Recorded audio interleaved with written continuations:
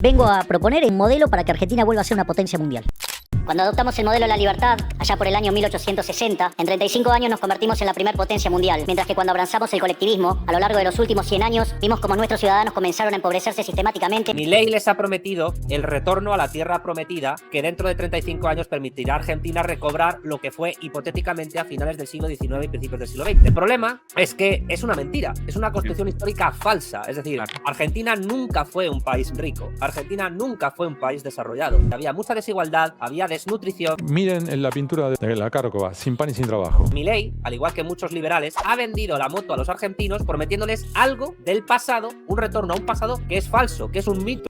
Tal cual. Y el mito, la promocionada mentira, la venden bajo la consigna de como nada funciona, es necesario destruir todo. Y para hacerlo posible, siguen las instrucciones del manual. Sí, hay un manual. Y hoy vas a ver que el peluca perverso y sus secuaces no inventaron nada. Así que quédate hasta el final, porque esta historia ya fue escrita por muchos. Todos ellos comparten la misma matriz destructiva. Mirá y escuchá con atención. Quiero también traerles una frase sobresaliente de uno de los mejores presidentes de la historia argentina, que fue Julio Argentino Roca. Espera, ¿cuál Roca? ¿Este Roca? Para las elecciones de 1886, el general Julio Argentino Roca logra imponer la candidatura de su cuñado, Miguel Juárez Celman, quien, elecciones fraudulentas mediante, asume la presidencia de la nación. Cuando llegan las elecciones de 1886, Roca elige como sucesor a Miguel Juárez Celman. Y no hay mucho más para decidir. Por eso es que no tiene ningún reparo en justificar el uso del fraude para mantenerse en el poder. Ah, este es el Roca al que tanto admira. Así que a este quiere imitar. Bueno, parece que el peluca nació para plagiar, porque mirá cómo copia la Argentina de Roca y su discípulo, el burrito cordobés, alias Juárez Celman. En resumidas cuentas, mirá cómo copia el manual escrito por la generación del 80. Y ojo que no sale de nuestra imaginación, solo estamos repitiendo lo que dice él.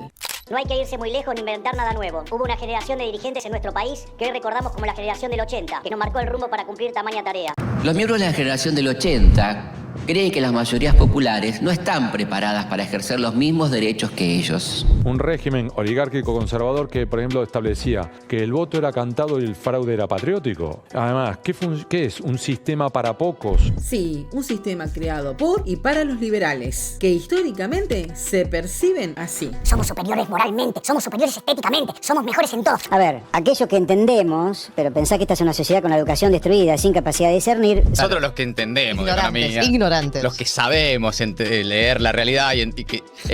ay Dios, estos tipos. Hay que explicarles todo. Hay que explicarles todo. La gente es boluda, la gente es boluda y no se da cuenta que en realidad vamos por buen camino. Claro, el hambre no lo deja pensar también. Eso es un poco lo que dice José Luis Espert, pero después es interesante porque hasta ahora la sociedad había despertado por primera vez después de décadas de populismo y no sé cuántas cosas más, se había dado cuenta y ahora sí apoyaba los verdaderos cambios que necesita la Argentina. Corte A, se movieron un poco las encuestas. Bueno, pasa que son medios negros, ¿entendés? Ay, Dios, ¿qué crees también? La gente es boluda. Sí. O sea, son unos fenómenos cuando te votan, son unos boludos cuando empiezan a avisarte que la cosa no funciona. Juárez Celman y sus socios controlan todos los resortes del poder. Estos grupos, formados por financistas, gestores, intermediarios, especulan con cada venta, cada compra, cada préstamo, cada licitación, haciendo enormes negocios a costa de los fondos estatales, sin siquiera preocuparse en pagar impuestos. Vinimos a achicar el Estado para agrandar el bolsillo a ustedes. Para agrandar el bolsillo a ustedes. Los beneficios y las exenciones a los empresarios, 27 billones de pesos. Esa monstruosidad, 3,4 puntos del PBI. Cuando uno hace un análisis de cómo fue la distribución de la carga tributaria y cuánto pagaban los distintos sectores de la población, se puede llegar a la conclusión de que el costo lo cargó fundamentalmente las clases populares. Para los CEOs no hay motosierra, para los CEOs no hay, para los ricos no hay motosierra. En todo pagas IVA. Bueno, los CEOs cuando se reparten los honorarios no pagan IVA, tienen una exención. ¿Cuánta guita es esa? 1 billón. Es un 50% más que la guita que está peleando hoy para universidades. Ahora, los jubilados pasan hambre para que los ricos paguen menos impuestos. Le regalaron a los que más tienen 2.400 millones de pesos que no van a pagar en impuestos este año. Podés tener 100 hospitales Laura Bonaparte con lo que le regalamos a los dueños del campo, 1,7 billón. Miren el beneficio el 467.000 millones. Ahí están los 100.000 millones de Galperín y hay otras empresas. Ahora mirá los recortes en el Garrahan. 15.000 millones de pesos. 30 veces eso le regalamos a las empresas multimillonarios. ¿Y sabes qué? Son los tipos que manejan la nación más. Mostremos algunos casos más. Promoción minera, 541.000 millones. Mirá los montos. Promociones industriales, 83.000 millones. Exenciones a jueces. Miren, 767.000 millones de pesos porque estos tipos no pagan impuestos a ganancia. Biocombustibles, miren el monto, 633.000 millones. La compra de los aviones, 300.000 millones en aviones de guerra. Es tal el afán de lucro del grupo juarista que va dejando afuera de sus negocios a los clásicos beneficiarios del sistema para privilegiar casi exclusivamente a los allegados al presidente. Entonces tenemos unos pocos beneficiados, lo que vos decías, en definitiva, un régimen que funciona para la clase alta. Que obtuvo un porcentaje más elevado de utilidades es Aeropuertos Argentina 2000. Qué casualidad, ¿no? Es la empresa en la que trabajaba Javier Milei. Sus utilidades alcanzaron el 80%. Otro caso para destacar es Mirgor. Es una empresa de la familia Caputo, la misma del actual ministro Luis Caputo y de la mano derecha de Milei, Santiago Caputo. Adorni tomó 120 empleados, sumó 3.600 millones de pesos de gasto anual. El gasto en trolls está gastando 3.600 millones de pesos por año. Selman mismo está en libertad de gozar el confort y nadie piensa castigarlo. Si Milei está tratando de precisamente promocionarse a él, a sus libros, a lo que sea en el mundo, utilizando recursos públicos, es un delito. Dice que los funcionarios, todos los que están contemplados en la ley de ética pública deben, y esto es textual, abstenerse de usar las instalaciones y servicios del Estado para su beneficio particular, para el de sus familiares, allegados o personas ajenas a la función oficial, a fin de avalar o promover algún producto, servicio o empresa. Los viajes personales de Milei ya gastó 2.300 millones. Y después tenemos una clase social que está empobrecida, sin acceso al crédito, con inflación, con pobreza, sin trabajo, sin derechos sociales, sin derechos políticos, sin derechos laborales. No funciona. El presidente Juárez Selman lleva adelante una política económica liberal. Sin intervención del Estado.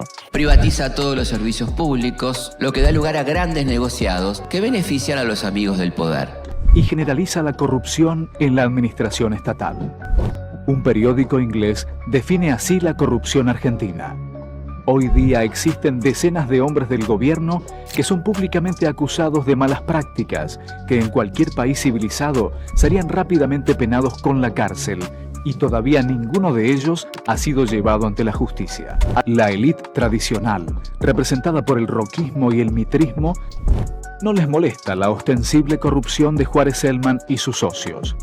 En definitiva, el burrito cordobés solo había ido un poco más lejos que sus predecesores. Lo que irrita a la élite es no ser ella la beneficiaria de estos excesos. El país se encuentra en una gran crisis. La desocupación se generaliza y se complica la situación de los trabajadores. Se suspenden las obras públicas mientras la vida se encarece y el peso se devalúa rápidamente. Esta obra de Milei es una obra ya conocida, devaluación. Se devaluó la moneda en 118%, la devaluación diaria más elevada de la historia de la Argentina. Y es verdad que aquello del pan y circo tenía dos elementos, tenía el circo pero tenía el pan también. Y en este proceso político argentino del que todos deberemos extraer lecciones, pues también se va a constatar, como dice Alfredo Serrano, si es sostenible solo el circo pero sin pan. El pueblo, cansado de los atropellos de los poderosos, sale a las calles. Las reacciones ya las podemos ver en las calles de Argentina porque los expertos temen que explote, atención, un estallido social en el país trasandino, explicado por la molestia que existe en la población producto de la serie de medidas que ha aplicado el gobierno de Milei, entre ellas el aumento progresivo del precio de transporte que ya sufrió un aumento de, escuche bien, 251%. De hecho, ya existe un fuerte llamado en redes sociales para evadir el pago del transporte. ¿Le resulta familiar? Algo similar sucedió acá en el 2019 en nuestro país. Recordemos que en Chile el salto de Molinete fue el comienzo de lo que terminó en la rebelión. Podés viajar al pasado lejano que añora el Peluca, o podés ir al Chile del año 2019, que también elogia al perverso. Ambas situaciones te van a mostrar el mismo resultado, porque ya sabés, si hacen siempre lo mismo, no hay forma de que obtengan un resultado diferente. La crisis es tan grande que nadie le ve una salida. Y lo que empieza como una rebelión se transforma en una batalla feroz. De la rebelión a la revolución. Sí, efectivamente, Ángela. Lo que se ve en las calles es un gran rechazo hacia ese modelo económico ultraliberal implementado por Pinochet durante la dictadura y que sigue en pie 30 años después del regreso a la democracia. Establece políticas extremadamente pro mercado, como la privatización de la mayoría de los servicios sociales, agua, educación, salud, pensiones. O sea que han sido 45 años de fundamentalismo liberal y el resultado es una sociedad profundamente desigual. Y es justamente el motivo de las protestas. En las calles se escucha gritar "Chile despertó", como si la sociedad finalmente se permitiera soñar con un nuevo Chile. El pago de la deuda externa se hace insostenible. En 1889, el South American Journal critica en su edición del 3 de agosto los planes del gobierno que pretendía que los servicios de la deuda fueran pagados con el producto de nuevos empréstitos. Los capitales externos dejan de ingresar mucho antes que las exportaciones logren cubrir la deuda y el nivel de las importaciones. Todo ello conduce, como en otras crisis posteriores, a un ajuste del balance de pagos. Entonces uno dice, bueno, si está pagando deuda, la deuda tiene que bajar, no subir. Pero no, la deuda aumenta porque como todos los títulos en pesos se ajustan por inflación, está aumentando en promedio a 10.000 millones de dólares por mes. Impresionante. Ahora, ojo, esto no es que yo lo saco de la manga. Entrás al sitio del Ministerio de Economía, Secretaría de Finanzas, Estadísticas, y tenés el informe, ni siquiera lo tenés que interpretar. Entonces, estamos pagando deuda y la deuda aumenta. En el mundo urbano comienzan las primeras huelgas. ¿Sabes cómo fue la primera huelga de jornaleros? La de jornaleros que trabajaban 16 horas diarias, los 7 días de la semana. Y el reclamo no era por mejores condiciones de trabajo para ellos, era para que los chicos menores de edad y las mujeres que también trabajaban 16 horas diarias, los 7 días a la semana, recibieran la misma paga, porque encima les pagaban la mitad. El diario La Nación, del 3 de julio de 1888, señalaba: menores y empleados de 80 pesos de sueldo que adeudan a los corredores saldos de 100.000 pesos. Por este medio es como pululan y operan en la bolsa multitud de niños y gentes sin oficio ni beneficio. El ciclo inflacionario castigaba a todos aquellos que percibían ingresos fijos. También para esos empobrecedores seriales que se quejan de los salarios.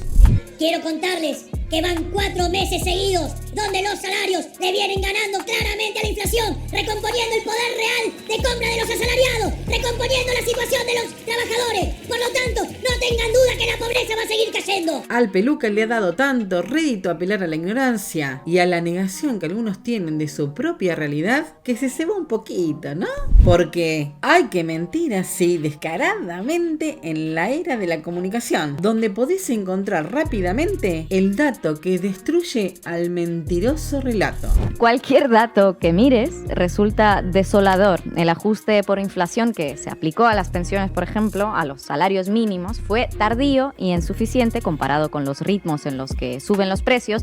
Así, los jubilados en estos 9 meses perdieron más de 2 jubilaciones mínimas. En lo referente a su poder adquisitivo, la bajada es tal que en lugar de cobrar 9 meses es como si hubieran cobrado 6,5. Y lo mismo con los que cobran el salario mínimo. Como no se adecuó correctamente la inflación al salario, pues la gente cobró 6,5 salarios en lugar de los 9 que les habrían correspondido de hacerse bien ese ajuste del poder adquisitivo. Y con esos salarios tenemos otro dato, el de la inflación. Los precios de todo, no paran de crecer. La inflación acumulada ahora es del 144,4%, un índice donde Milei sí superó a la era de los populistas. Estos sectores, conocidos como grupos juaristas, toman una gran fuerza durante su mandato. Todo esto sucede en un contexto de una alta inflación. El nivel de desigualdad tocó máximos en 16 años como consecuencia del aumento del desempleo y el impacto de la inflación. Si te gustó este video, no te olvides de darle un like y suscribirte para ver más videos como este. No olvides que tu opinión siempre es importante. Un saludo fuerte y hasta la próxima.